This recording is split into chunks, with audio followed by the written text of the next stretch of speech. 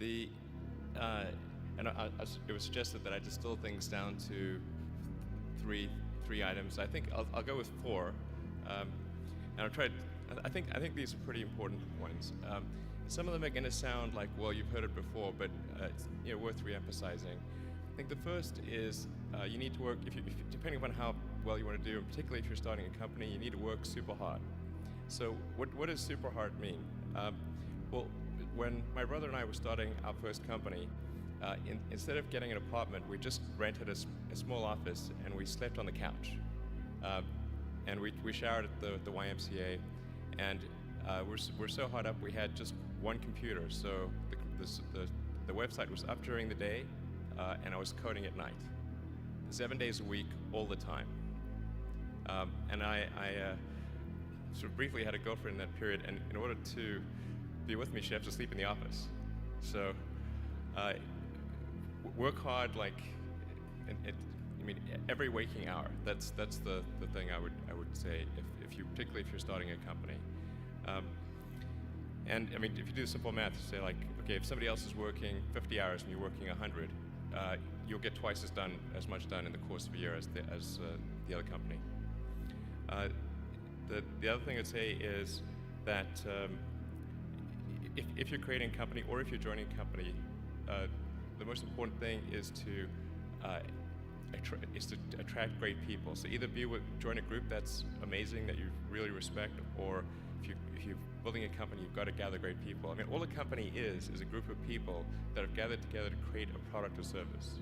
And so depending upon how talented and hardworking that group is, and the degree to which they are focused cohesively in a good direction, that will determine the success of the company.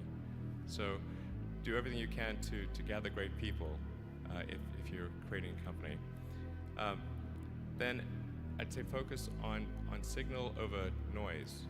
A lot of companies get confused. They spend money on things that don't actually make the product better. So, for example, at Tesla, we've never spent any money on advertising. We put all of the money into R&D and manufacturing and design to try to make the car as good as possible. I think that's the way to go. So for any given company, just keep thinking about, are these efforts that people are expending, are they resulting in a better product or service? And if they're not, stop those efforts. And then the final thing is to sort of don't just follow the trend. So you may have heard me say that it's good to think in terms of the physics approach of first principles, which is, rather than reasoning by analogy, you boil things down to the most fundamental truths you can imagine, and you reason up from there. And this is a good way to figure out if something really makes sense, or if it's just what everybody else is doing. It's hard to think that way. You can't think that way about everything. It takes a lot of effort. But if you're trying to do something new, it's the best way to think. And that framework was developed by physicists to figure out counterintuitive things, like quantum mechanics. So it's really a powerful method.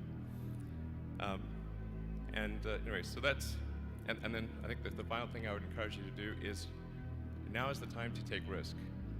But as you get older, your obligations increase. So and once you have a family, you start taking risk not just for yourself, but for your family as well. It gets much harder to do things that might not work out. So now is the time to do that before you have those obligations. So I would encourage you to take risks now. Do something bold. You won't regret it. Thank you.